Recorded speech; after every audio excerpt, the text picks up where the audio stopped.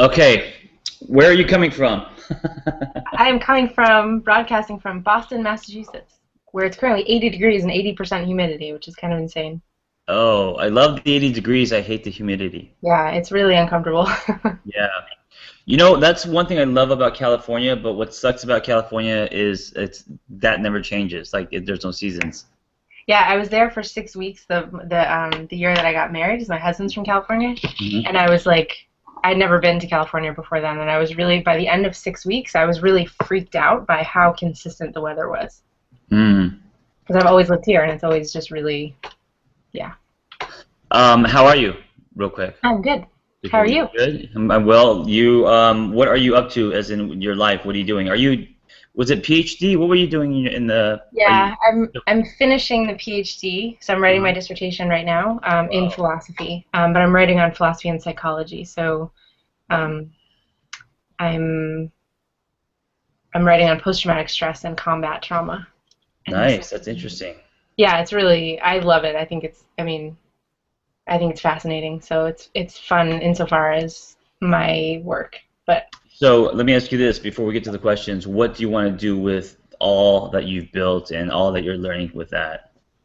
um, I would love to make it into something that actually changes things and changes Hmm. the way that we as a society sort of deal with people who have been traumatized, either Yeah, in combat trauma or any other kind of trauma, right. because I think we are really bad at it and we end up re-traumatizing people, and that just I think is heartbreaking. We as in therapists? No, no, we as in like the society, like I think because I think there's this huge stigma, particularly for military Right.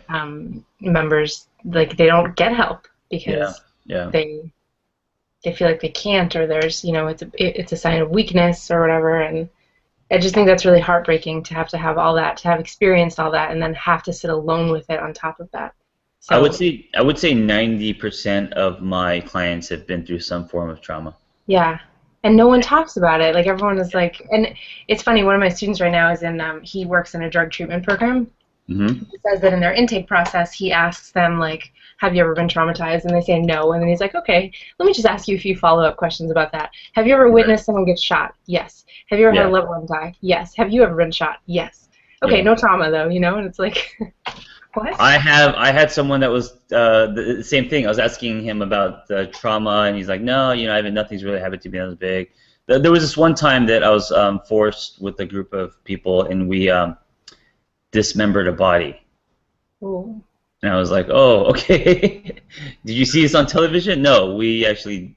So anyway, Yeah. yeah, crazy. Uh, what I was gonna say is that 90% um, know that they've been through some kind of traumatic experience, and then the other 10% are just lying.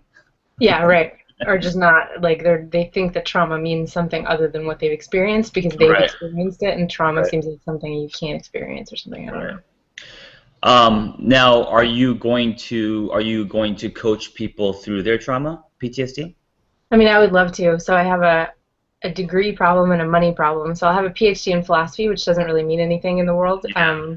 which is unfortunate. And then I'd love to go to social work, but to school for social work. But I have to see whether or not I can get a job that pays back the loans I currently have before I Yeah. take on any more Yeah. because Well, as I keep continue to build this, we'll see how far I get. I would love for you, because obviously I know you, yeah. and you've done a lot for the team, and to be my trauma person, because Oh that's my really God, that would be amazing. that'd be Yeah, amazing. Yeah.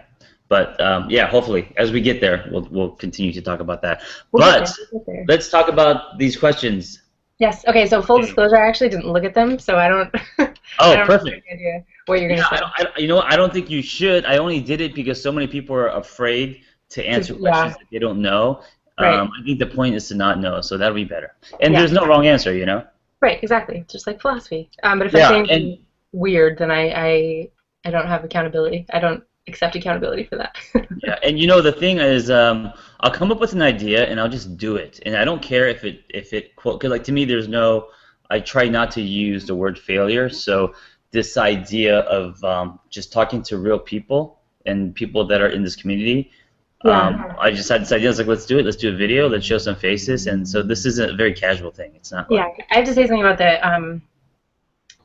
the community before we start, real quick. Like, I had this experience because we were doing the detox thing, and I posted something really soul-bearing, and I just, like, every time I signed on after that, there was, like, an amazing response, and I just, like, I don't know. I don't even know how to put into words how amazing the community is and how different it is from anything else out there. Like, it's not just, like, an online community of people. Right. You know, it's just, so yay.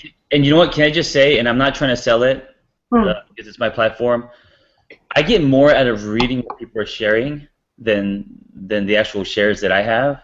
Yeah. And I noticed that what they share are so well written or thought out, or there's so much revelations in that that like you can't compare that to like a tweet or a Facebook status or an Instagram. Like I think that's what's making this different is people are actually being truthful and honest, and they're pulling from a different space. So like when people are on Facebook, you know, there's so much image, and there's things that you don't want to say because you're friends with people from high school, and there's a lot of chaos. There's a lot of filters that you have to go through before the message comes out. Yeah, it's like I think the difference between like going to like a high school dance, right, and you feel like you're against the wall, like that's what Facebook is like. Right. And the Angry Therapist community is like when you're hanging out in your rooms, like in your room with like your closest friends, and you can like party and dance and be silly and crazy, and everyone just it's cool with it. It's the high school dance versus a slumber party. Maybe. Yes, exactly. And I'm learning this. Yeah, it's not like I'm learning that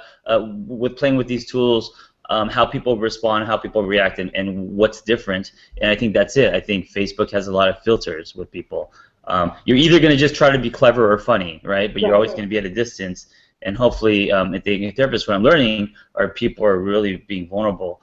Bearing themselves, yeah. And even more so than it's even different than a therapy situation because there's no, I think even in the one-on-one, not that therapy is bad, but it's different because even the one-on-one, you get a singular relationship out of that. It's not a community, you know. I've never been to a group, so I don't know what that's like. But it's just like the multiple voices that come on, and there's never any like hatred or like. Everyone says exactly the right thing, exactly the thing you need to hear, and I don't know how they know. You know, it's just cool. Yeah. By the way, let me just give you a plug. If you are in the community or if you are interested in growth and you have PTSD and you're dealing with something, I want you to know that Catherine is it's not Catherine. I call you MC. MC, yeah. It's Mary Catherine, yeah.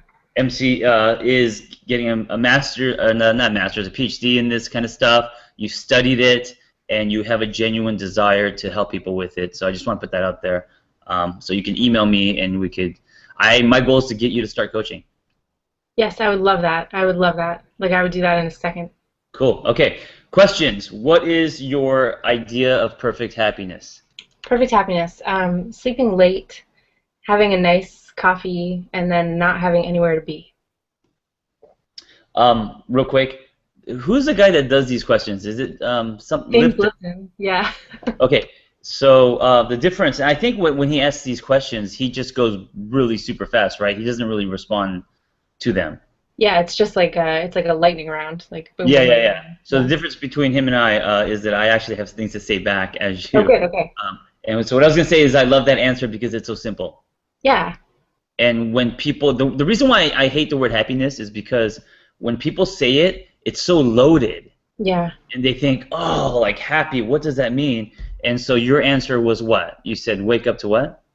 Like sleeping late, having a nice coffee, and not having anywhere to be for the whole day. Right. Yeah. And that's so simple. Right now I'm going through a period where I haven't slept in 2 months. And I don't know what's wrong with me, but I'm not sleeping. So for me, 8 hours of sleep right now would be my definition of happiness. That's a beautiful thing. You got to get that addressed. That's not healthy. I know. I'm working on it. I'm doing everything I can. But anyway, what is your greatest fear?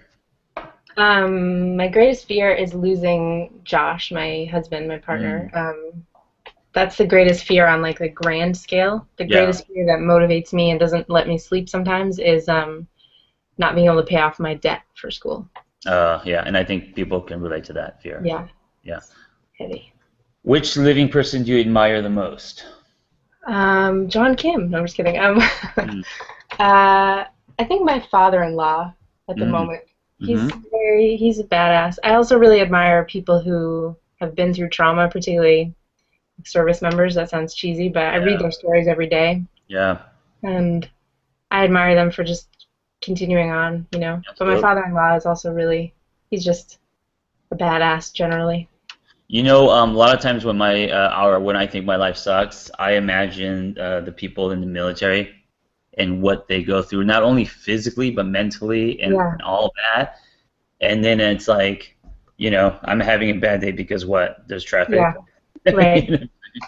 Like gets a Um, huge perspective dose right away. Yeah. Absolutely, absolutely. What is the trait you most deplore in yourself? My ability to be anxious about anything, which then Mm, prevents me from really enjoying things, I think a lot of the time. yeah, and I'm sure school brings that. Yeah, for sure.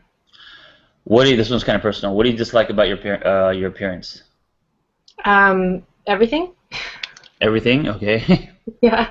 So let I'm me not ask you this. If you were to come back, which celebrity would you want to come back as? Like just on a physical level. Emma Stone, because I think she's one of those people who like she's beautiful, like no Hmm. doubt Hmm. externally, but she like there's something about her personality that comes through her Mm. that I think is really cool. Like you get the feeling that she's really accessible, not like Right, she's right. this like, beautiful thing that is far away. You know She what I mean? has like what would they call it? Like a classic beauty. Yeah. Yeah. Um, this one I think I know the answer to. What or who is the greatest love of your life? Joshua? Oh, I thought it was gonna be John Kim, but Joshua, your husband. When and where were you the happiest? I think And on my honeymoon because oh, nice. we were in Monterey and Carmel in California, and that's just amazingly beautiful there. Hang on, I got a Hmm. picture. And You go ahead. wait, where did you say you were? Where? Monterey and Carmel in California. Oh. Mm-hmm. And we just like we had a little house rental thing, the tiniest little house you've ever seen, and we just did whatever we wanted every day. And that's Mm-hmm. like whoever gets to do that for a week for a week Yeah, stretch. yeah, yeah, yeah. Most people, when I ask them this, they usually say when they were like 10, when they were like 9, when they were Um, 11. yeah, Yeah. that's a different kind of happiness, right? That's like popsicles on the sidewalk, kind of like Yeah, it's just when it's when you were, filled with wonder and the world was big and it's you there didn't know was any of the bad stuff yet. Yeah, before you had to pay taxes, yeah. yeah. What talent would you like to have the most? Talent. So I don't know if this is a talent exactly, but mindful self-compassion I think would be a good thing to be able Oh. to get a hold of. I've been trying to meditate and it's it's a struggle for me. So This whole idea of being mindful is, I think, one of the hardest things to do. and it's so funny because you get in this like the self-compassion part too. You get in this cycle where you're like, okay, I'm meditating, I'm trying to be self-compassionate, I'm not good at it. Oh shoot, I'm not supposed to say that I'm not good at it. I'm not being self-compassionate. I'm not good at being, and then you're like, ah, shit, I'm doing the whole thing wrong. You know? Right. You know how a whale comes up for air and and then goes under? Yeah.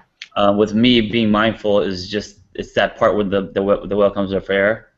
I could kind of tap into it for a little bit, but then I go under. So, yeah. Yeah. It's hard to stay above water, you know? Totally. Yeah. I want to be a dolphin. I want to go into the water and be doing flips.